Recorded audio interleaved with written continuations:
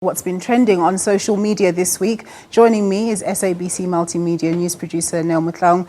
Good afternoon, Neo. Thanks for joining us. Afternoon, how are you? I'm good, thanks. Now, on Monday, the last remaining SABC board member, that is Professor Maguve, he handed in his resignation. I'm sure social networks were abuzz.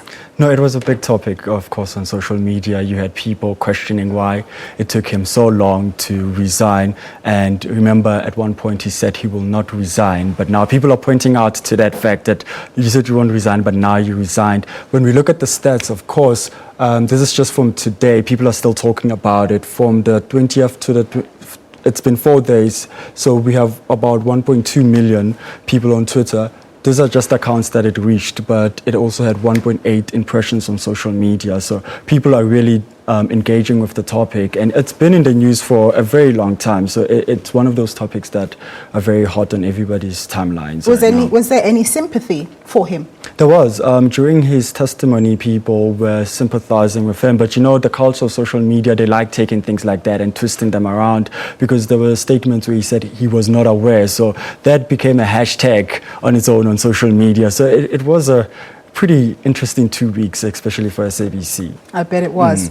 And then obviously the news yesterday that SAFA has booted out Sheikh Mashaba. How did people react to that? Were there people who were in favor of him, against him, and so on? No, there were people who were in favor of him, but when we look at what people are actually saying on social media, they say this was a long time coming. I mean, we had sources who were stating that he's been dismissed for professional misconduct, gross insubordination, and violation of SAFA's communication rules. So people are saying he broke those rules, so of course he would be fired. But also, when we look at the stats, I mean, this was from yesterday when the news broke out. About 900K accounts on Twitter were reached just by the topic Sheikh Mashaba. But when you look at the impressions, it's more than the actual accounts that were reached. It's 2.5 million. So this topic did not just live for a minute on social media. It had a very huge impact on social media, where people were really retweeting and engaging with the topic. And beyond Sheikh Mashaba, were any of the self-professed pundits coming up with possible names for him, to take over him? No, what we saw were tweets from SAFA saying that there's an opening, but we don't know what people were suggesting on social media. That's one thing we should actually look into in the future. Yeah. President Jacob Zuma yesterday said that he's not going anywhere, of his own volition. And of course, there's a lot of mixed views about that. So what were we seeing on that topic? It was a mixed views on social media. I mean, people really did talk about this. But when we look at the tweets that we compiled, one person said Zuma thinks he's a threat to the white monopoly capital. And someone was like, no, he's not. Is this like his new spin doctor? This is actually the tweet. When he says Zuma thinks he's a threat to white monopoly capital, or is this his new spin? People are saying, but really, you can't be saying you're a threat to the white monopoly. You are not.